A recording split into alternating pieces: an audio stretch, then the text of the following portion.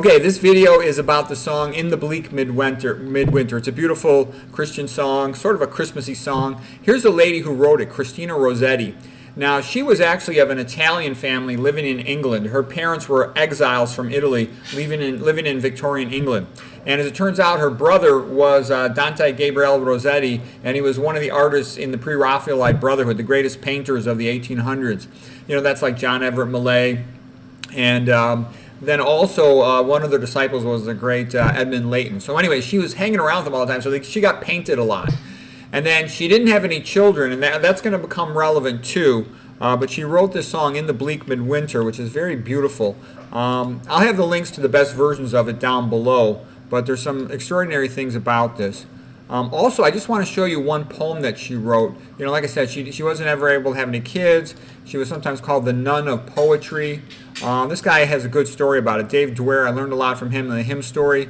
Probably the best version of the song would be Julie Andrews is my favorite one. Susan Boyle, Cecil Creejabo is good. There's other ones as well. And here's her poem, Long Barren, which is a beautiful request out to God to help me be creative. She says, "Thou didst hang upon a barren tree, my God, for me. Thou, though I till now be barren, now at length, Lord, give me strength to bring forth fruit to thee. Thou who didst bear for me the crown of thorns, spitting in scorn, though I till now have put forth thorns, yet now strengthen me thou, the better fruit be born.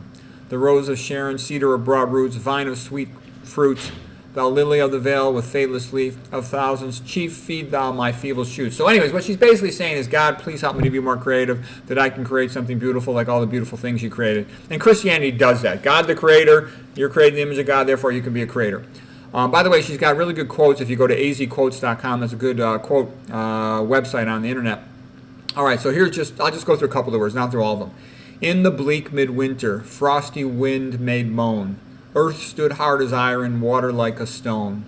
Snow had fallen, snow on snow, snow on snow. You know, I can't really read it. I don't have that great of a voice. But when you hear the song, it's just beautiful. It's just like perfect poem. And some of the symbolism here is the birth of Christ brought light into the world. Christ, the light of the world, okay? And it's also the idea, you know, we talked about this before. Basically, winter is cold and bleak and dark with short days.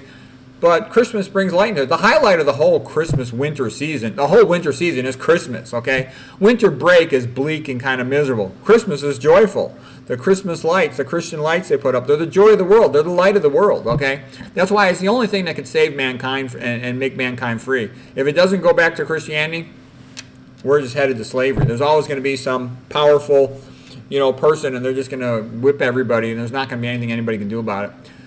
Okay, so anyways, I will put the links below to the song In the Bleak Midwinter.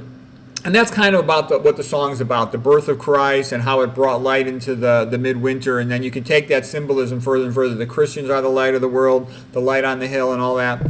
And it's absolutely beautiful. The song, you just love it. You'll want to hear it over and over again. So anyways, I'll have the links in the description below. Hope you enjoy it.